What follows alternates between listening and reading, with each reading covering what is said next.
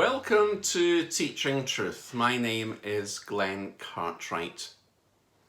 If the church at Laodicea was famous for anything, and it wasn't anything to write home about, it was famous for being lukewarm.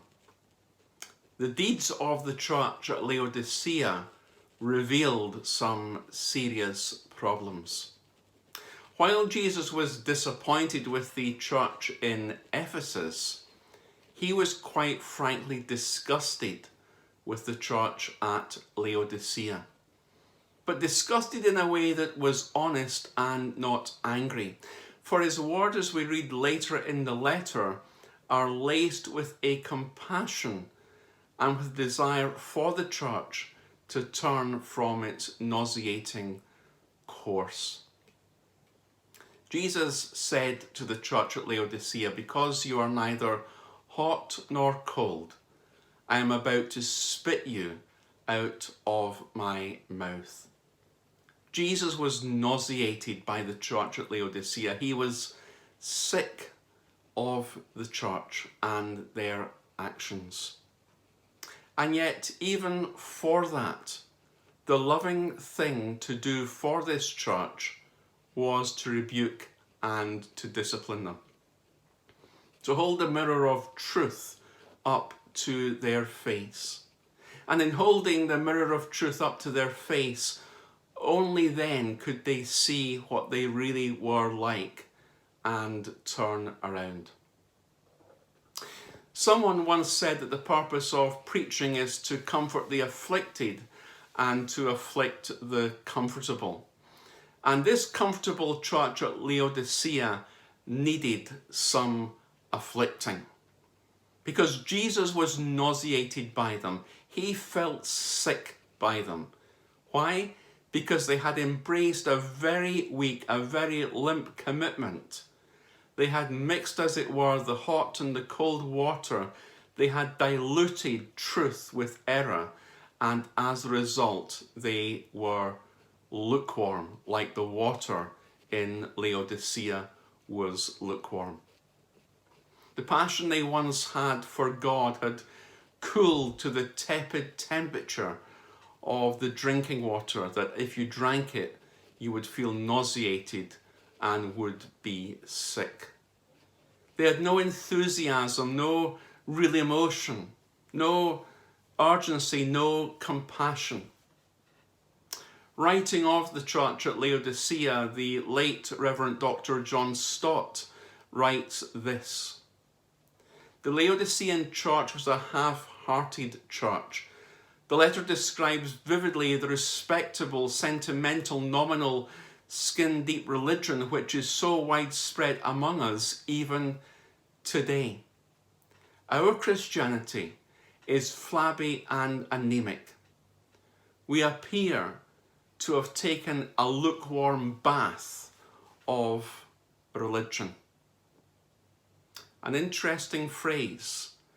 We appear to have taken a lukewarm bath of religion. John Stott was and is right. Are we sitting in a lukewarm bath of religion? Or are we prepared to get out the bath and to live for Jesus? See, we don't want to be labelled sometimes as politically incorrect. We don't want to be seen as a Christian fanatic, to be on fire too much for Jesus. But there is no room for lukewarm commitment or neutrality in the kingdom of God. Because weak commitment is no commitment.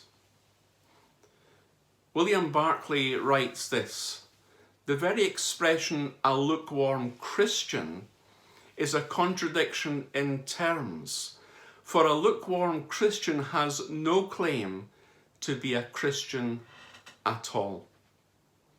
You see, we can't be passionate about Jesus and something else that is contradictory to his lordship We can't have a foot in both camps. As Jesus himself said in Matthew chapter 6 verse 24, no man can serve two masters, for either he will hate the one and love the other, or else he will hold to the one and despise the other.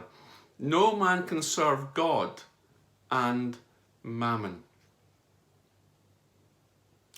Consumerism and materialism and even a liberalistic theology have, I fear, cornered the market in many churches today, and have poured cold water subtly on the sort of commitment to God in the church that I was brought up as a person to believe in and give myself to, resulting in a cooling of the spiritual temperature among many believers and in many churches, and a lax approach, and let me say this, where a reverence for God is no longer.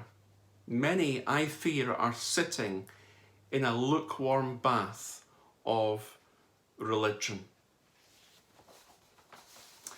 The story is told of an atheist in a small Tennessee town who was never known to go to church. And on Sunday mornings, he would sit in front of the village store opposite the church and ridicule the church. But one day the church went on fire. There was no fire brigade in town, so the people formed a bucket brigade.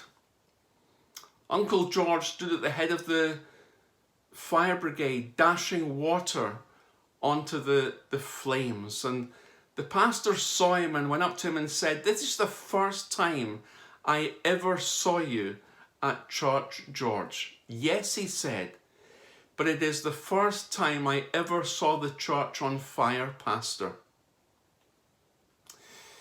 Some churches, joking aside, are like that, only on fire if there is a physical fire.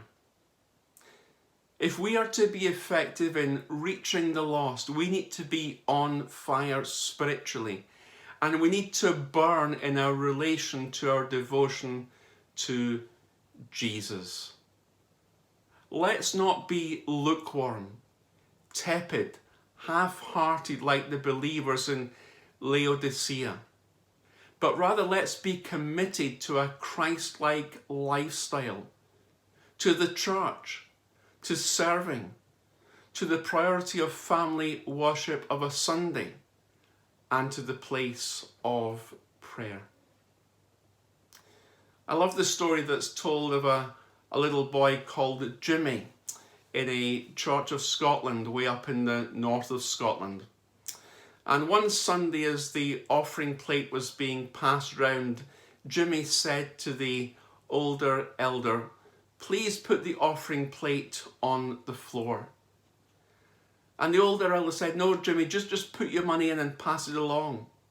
And Jimmy insisted, and the older elder said, "No, Jimmy, just put your money in the plate and pass it on, please." But Jimmy continued to insist. And so the elder put the plate on the floor. And Jimmy got up and stepped into and stood in the plate and said this, "I'm all in till it's all over.